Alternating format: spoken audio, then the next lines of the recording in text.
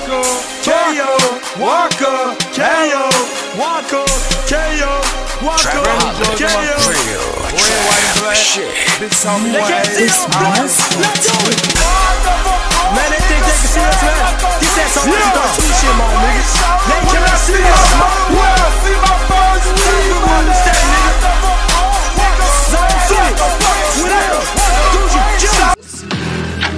I want to tell you a story about facing your fears.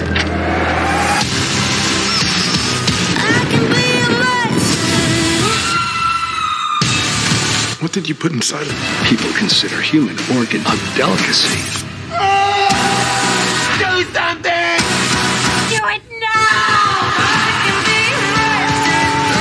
There's a monster inside of me. What's going on, YouTube? We back in the Low Key Cave, Keyshawn Iron's YouTube page, aka Mr. Low Key, aka the Low Key Horror Cave. You know it's October, and you know we got the horror. And we are back with American Horror Stories, as far as the spinoff, not American Horror Story. I'm not fucking with that, man. I'm sorry, the new one, Delicate, or whatever the hell is going on. Shit is whack, it's boring. It don't look like it's leading up into nothing. The fact we gotta wait to 2024 to finish this boring shit, I'm good. Last 3 seasons of American Horror Story, the original series, have just not been that. Like, that shit they did part 2 and part 1 as far as the aliens and the vampires, garbage. The shit they did last season as far as New York City, I mean, it had some very interesting moments, especially with the serial killer. That part was fun. And even what they tried to do with the whole AIDS epidemic and all of that, I mean, it didn't work all the way through. But overall, even what they doing now, it's like they done kind of left. It was like, we need that crazy shit Ron Murphy used to do. Like, we need that now. Like, we need that. You know how he would do as far as, like, trying to, like, he'd take you one way as far as coming into American Horror Story, and then the shit would just go left. Like, it'd just go all type of crazy shit. But I'm like, okay, at least we getting something.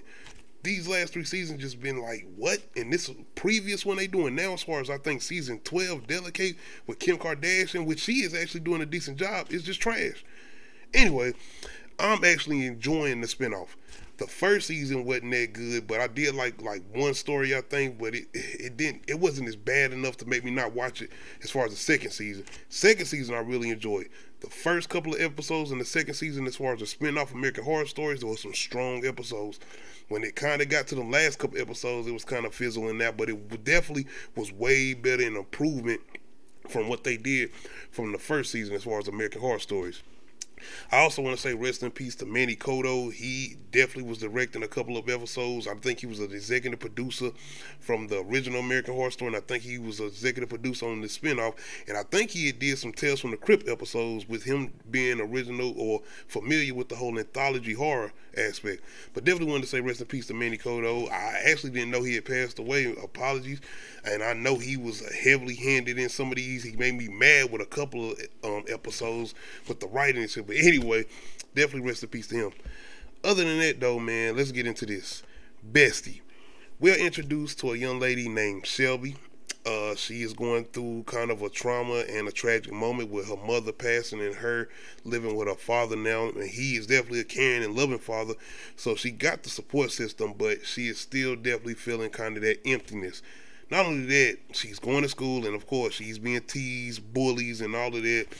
One thing I do enjoy about Shelby, though, is like, nigga, I'm gonna go ahead and make this shit clear right now. Y'all ain't gonna be sitting up here just talking about me, because she do some shit in this episode where it's like, yeah, you better understand, like, you ain't about to just be sitting up here talking about me, but, they ain't like your traditional Stephen King bullies, at least. You know, Stephen King bullies gonna try to stab you and all type of shit. Like, they gonna probably put you in the hospital.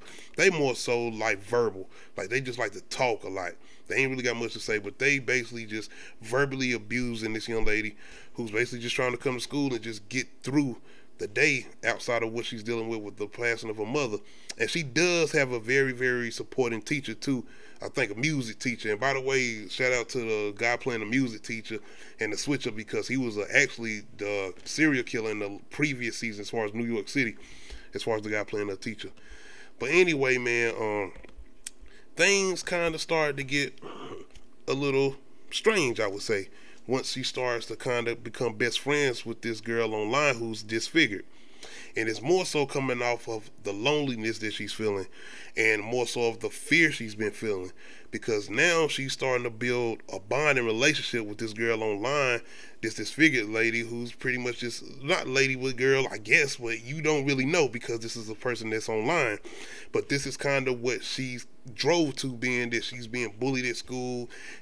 I don't think she know that she can really, or a way that she feel like she could talk to her father about what she's dealing with or how she's feeling with the passing of her mother. So now this is kind of her therapy. This is kind of her reliance on everything she's feeling, and now she's feeling like somebody understands her, and now they are building up this relationship.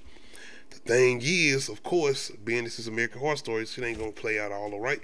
So you have her kind of starting to ask her to do certain things, like the fact that she's kind of seeming like, as far as the girl online is kind of using Shelby, like she's basically using their friendship and I think her loneliness as a way to anchor her to do crazy things, because she starts to ask her to do a lot of bad shit, crazy shit. And y'all can explain this to me as far as this whole costume thing right here. What was up with this? Was this like some suicidal teenager, and was it like some type of connection with the teacher? Because he took this very personal. He was like, I forgive you, Shelby, one day I forgive you. And I was like, what? And so I was a little confused with this. I was a little confused with this. But basically, the bond and the friendship she starts to build with this girl online, the girl online basically starts to ask her to do very manipulative stuff. Pretty much starts to basically push her to be basically a bad person. Even with her father, whatever, she asked her to start doing stuff like break her father's glass. Basically turns into like a rebellion teenager and starts to push her basically to do very bad shit, basically. Almost to a point of hurting people. But it comes to a point where Shelby actually ends up doing something very goddamn drastic, like some shit that's very, very, some physical damage to herself that ends up pretty much kind of breaking this bond off that she has with this girl online. Because now it's like, hold on, nigga, you get me to hurt myself now. It's like, nah, this ain't it. This is definitely not it. So when she ends up going to the hospital and she kind of get this realization, especially with the conversation he has with her father, and it kind of brings her back to her regular personality. Before she kind of started to build this bond with this online girl and started to basically have this transition into being this like rebellious teen and starting to do all these wild, crazy things. But now the whole thing is she's starting to not really or at all have no conversation with the girl online. It's like she's basically annoying her now, trying to stay away from her because of her, basically she's being toxic, as in her words. She's like, I gotta stay away from this girl because she's getting me to do all these crazy things all the way to the point of making me harm myself. So she's basically staying away from her. And this is improving her relationship not only with her father, but it's bringing her in grace with her teacher, which she does some crazy shit. Like I said, I didn't understand what it necessarily was with this whole situation with the cheerleader or the suicidal cheerleader or what was going on. But she's basically starting to get into her own. I don't know what necessarily happened with the bullies. It's a situation that does happen, so I'm guessing they are still going through that situation, or they had to, I don't know. But anyway, she is starting to get back into her own self. And not only that, she is starting to build another relationship with a young man as far as Shelby. The thing is, old girl online, she's hitting her up. She's letting her know, like, where you at, what's going on. She's telling her, you are going to regret this if you do not hit me back. So things are just moving forward, and she is pretty much just knowing her.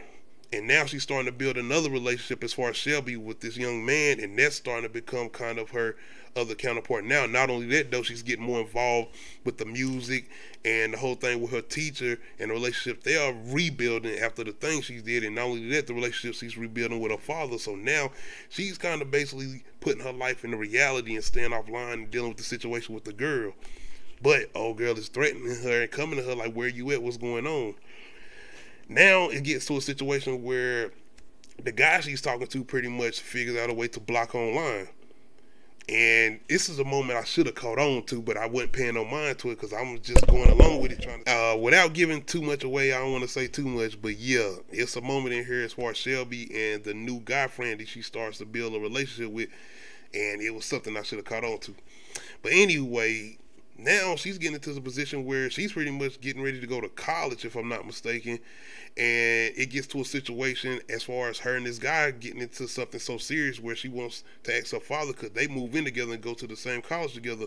And it's kind of a distance away from her father because he wants her closer to him. But he ends up agreeing with it, being that now he sees in a way that she done made this big transformation as far as getting back to being her. But not only that, the fact that after losing her mama, now she's seeming like she's even kind of getting past that. Not getting over her losing her mama, but the whole thing with kind of dealing with grievance.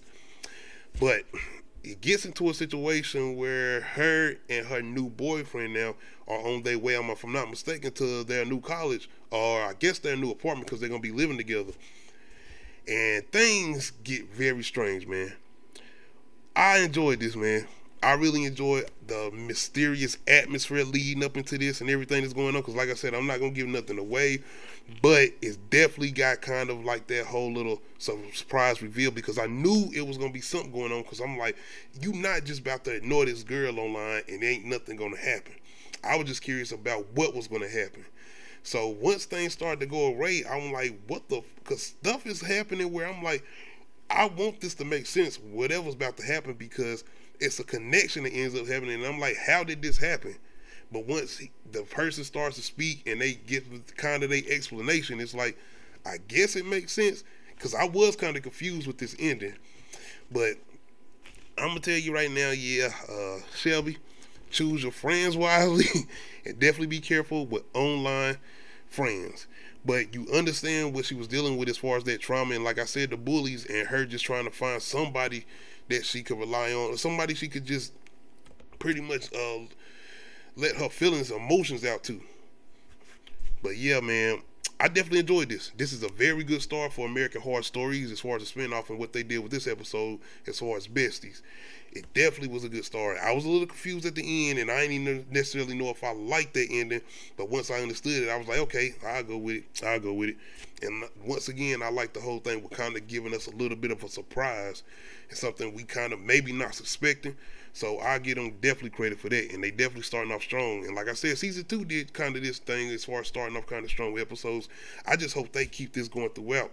And like I said, we ain't gonna know because of the whole writer's strike and the fact we only get 4 episodes. And I didn't know they were releasing all of these at the same time. So that's another interesting thing. And I am gonna be reviewing the first 2 episodes.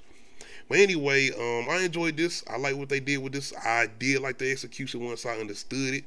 And once again, the whole aspect with the online thing, and I think they trying to kind of throw that into your face as far as be careful with the type of relationships you build online, especially when you're going through certain things. Maybe being online is not the place you need to be. Maybe you need to go to actual therapy. But anyway, man, let me know how y'all feel about this first episode of American Horror Stories, season 3, episode 1, Besties. Make sure you hit that like button. Make sure you hit that subscribe button. Make sure you hit that notification bell, let you know when I upload new videos. Other than that, we out.